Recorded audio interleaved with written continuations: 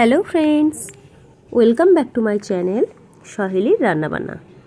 আজ আবারও হাজির হয়ে গেছি একটা দারুণ রেসিপি নিয়ে। আজ আমি করব ডিম দিয়ে তরকা।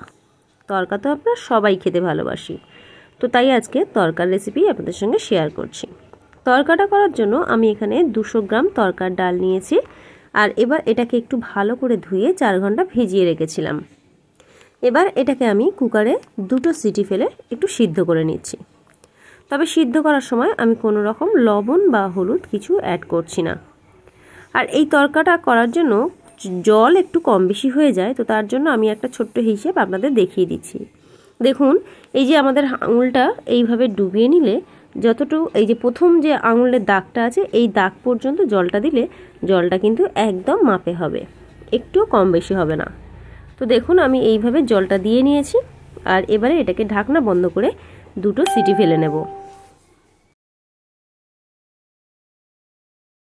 আর যেহেতু তরকাটা আমি ডিম দিয়ে করছি, তো তার জন্য আমি এখানে 2খানা ডিম নিয়েছি। ফোড়নের জন্য নিয়েছি একটু গোটা জিরে, তেজপাতা, শুকনো লঙ্কা, একটু গোটা গরম মশলা, আর নিয়েছি 2টো মিডিয়াম সাইজের পেঁয়াজ কুচানো, একটা টমেটো কুচানো, আদা রসুন বাটা, একটু লঙ্কা কুচানো, নিয়েছি একটু আদা কুচানো। দেখুন, আমার 2টো সিটি ফেলে আমি ঢাকনা খুলে দিয়েছি। একটুও কিন্তু ঘেঁটে যায়নি বা গলে যায়নি, খুব সুন্দর কিন্তু গোটা গোটা রয়েছে। তো এইভাবে মাপটা নিলে খুব সুন্দর কিন্তু তরকাটা সিদ্ধ হয়ে যাবে। এবারে তরকাটা করার জন্য আমি প্রথমেই কড়াই বেশ অনেকটা পরিমাণে তেল দিয়ে দিয়েছি। এবারে গোটা জিরে, তেজপাতা, শুকনো লঙ্কা, গোটা গরম মশলা ফোড়নটা দিয়ে দিলাম। ফোড়নটাকে খুব ভালো করে একটু ভেজে নেব। 2 থেকে 3 সেকেন্ড ফোড়নটা একটু ভালো করে ভাজা হয়ে গেলে এর মধ্যে দিয়ে দিচ্ছি কুচিয়ে রাখা পেঁয়াজ। আমি এখানে 2টো মিডিয়াম সাইজের পেঁয়াজ কুচানো দিয়েছি, চাইলে আপনারা 3টে কি 4টে তার বেশিও দিয়ে দিতে পারেন। সব কিছু আপনারা নিজেদের আন্দাজ বুঝে দেবেন। তো দেখুন, পেঁয়াজটাকে একটু ভালো করে ভেজে নেব। পেঁয়াজটা ভাজার সময় এর মধ্যে দিয়ে দিচ্ছি 1 চামচ চিনি। চিনি দিলে পেঁয়াজটা খুব সুন্দর লালও হবে, আর তরকারির কালারটাও ভীষণ সুন্দর আসবে। যতক্ষণে পেঁয়াজটা একটু ভাজা হচ্ছে ততক্ষণে আমি 2টো ডিম ফাটিয়ে নিচ্ছি। ডিমটা ফাটিয়ে সামান্য একটু লবণ দিয়ে গুলে রেখে দিচ্ছি। এখানে আমি ডিমটা একেবারে পেঁয়াজের মধ্যেই দিয়ে দেব। চাইলে আপনারা ডিমটাকে আগে থেকে আলাদা করে ভুর্জি করে রেখে দিতে পারেন। যার যেমন সুবিধা হবে সেই রকম প্রসেসেই করতে পারেন। তবে আজকের আমি এই ডিমটাকে প্রথমে ফেটিয়ে নিয়ে ওই পেঁয়াজের মধ্যে দিয়ে দিচ্ছি। পেঁয়াজটা বেশ ভালো লাল করে ভাজা হয়ে যাওয়ার পর এর মধ্যে দিয়ে দিচ্ছি আদা রসুন বাটা। আদা রসুন বাটাটাকে একটু ভালো করে নাড়াচাড়া করে নেব যতক্ষণ আদার গন্ধটা চলে যায়। এবারে এর মধ্যে গুলে রাখা ডিমটা দিয়ে দিচ্ছি, দিয়ে খুব ভালো করে ডিমটাকে নাড়াচাড়া করে নেব। ডিমটাকে ভালো করে লাল লাল করেই ভেজে নেব। তো দেখুন, আমি ডিমটাকে বেশ ভালো করে ভেজে নিচ্ছি। ডিম আর পেঁয়াজ বেশ ভালো করে গা মাখা হয়ে যাবে, তাতে খেতেও কিন্তু ভীষণ ভালো লাগবে। এবারে এর মধ্যে দিয়ে দিচ্ছি পরিমাণ মতো লবণ। আমি এখানে 1 চামচ লবণ দিলাম। দিয়ে দিচ্ছি 1 চামচ হলুদ গুঁড়ো, 1 চামচ কাশ্মীরি লঙ্কার গুঁড়ো, 1 চামচ জিরে গুঁড়ো। সবটাই আপনারা পরিমাণ মতো দেবেন। তো এবারে আমি সবটা খুব ভালো করে একটু নাড়াচাড়া করে নেব।